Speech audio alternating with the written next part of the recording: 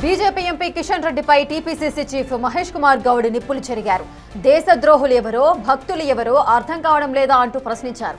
గుర్తించలేని స్థితిలో కేంద్ర మంత్రి ఉండటం దౌర్భాగ్యం అంటూ విమర్శించారు. అజారుద్దీన్ మంత్రి పదవిపై అక్కసు వెళ్లగక్కుతున్నారంటూ అసహనం వ్యక్తం చేశారు. గతంలో కూడా అజారుద్దీన్ ఎంపీగా పనిచేశారంటూ మహేష్ కుమార్ గౌడ్ గుర్తు చేశారు. దేశ ద్రోహులెవరో, దేశ భక్తులెవరో కూడా తేల్చుకోలేని దుస్థితిలో కేంద్ర మంత్రి ఉండడం, కిషన్ రెడ్డి గారు ఉండడం దౌర్భాగ్యం.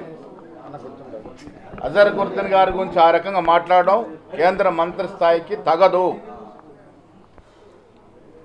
ఒక బీద కుటుంబంలో పుట్టి అంచెలంచెలుగా ఎదిగి కష్టపడి క్రికెట్లో తన ప్రావీణ్యం నిరూపించుకొని జాతీయ క్రికెట్ జట్టుకు సుదీర్ఘకాలంగా కెప్టెన్ ఉండడం కాకుండా ఆయనలో ఎన్నో విజయాలు సాధించిన సంగతి కిషన్ రెడ్డి గారు మర్చిపోయినారా, తెలియదా? గతంలో పార్లమెంట్ సభ్యులుగా చేసినారు, సేవలు అందించినారు. నిజాయితీగా నిర్మమాటంగా మాట్లాడే వ్యక్తి. ఇలా క్రీడా ప్రపంచాన్ని కాకుండా మైనార్టీలో కూడా ప్రేరేపించిన వ్యక్తికి క్యాబినెట్లో అవకాశం ఇస్తే ఇంత విషయం, ఇంత అక్కసు ఎందుకు కక్కుతూ ఉన్నారు? తెలంగాణ కానీ ఆనాడు సమైక్య ఆంధ్రప్రదేశ్ చరిత్రలో కానీ ఇద్దరేసి ముగ్గురేసి మైనార్టీలు మంత్రివర్గం ఉన్నట్టు సందర్భాలు ఉన్నాయి.